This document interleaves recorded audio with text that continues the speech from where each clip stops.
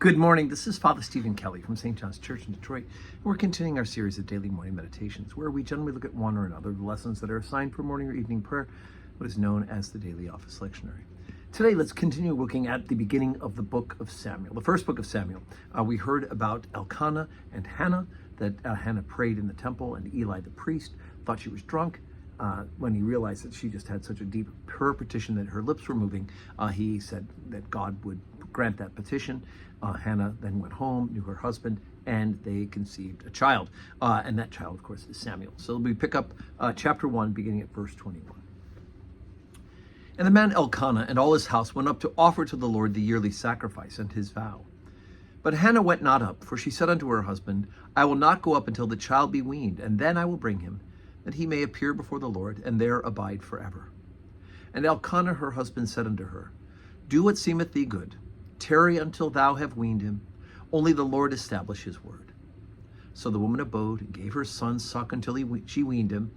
And when she had weaned him, she took him up with her, and 3 bullocks, and 1 ephah of flour, and a bottle of wine, and brought him unto the house of the Lord in Shiloh.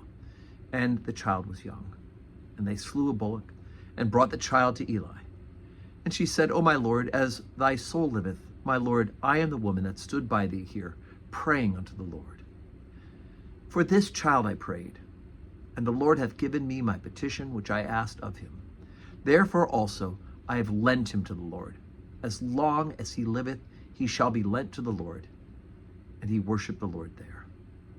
And Elkanah went to Ramah, to his house, and the child did minister unto the Lord before Eli, the priest.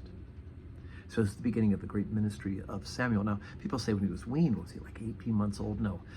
It was more common in ancient times for a child to wean when they were 3, sometimes 4, or even 5 years old. So the child was a little bit older than we probably would think at a first instinct. But the fact is that Hannah asked this child of the Lord. His name means he was asked of the Lord.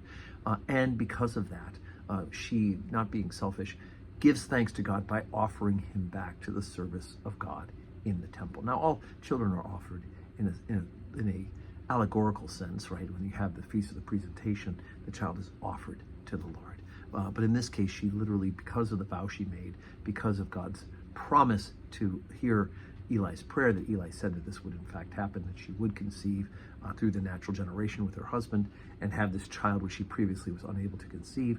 Because of this, she pledged to have Samuel grow up in the house of God and serve in the temple. And so, of course, we'll go through and hear about what this is like for Samuel, that he'll come to know the Lord, and that he will be the overturning of the bad in the house, and the beginning of ultimately will be the kingdom and the bringing of a king, Saul and David. So anyway, we've got lots ahead and bits and pieces that we'll see about Saul, the great prophet. So today is Tuesday. Once again, we'll go ahead and have 12:15 Holy Communion. So I hope that you can join us.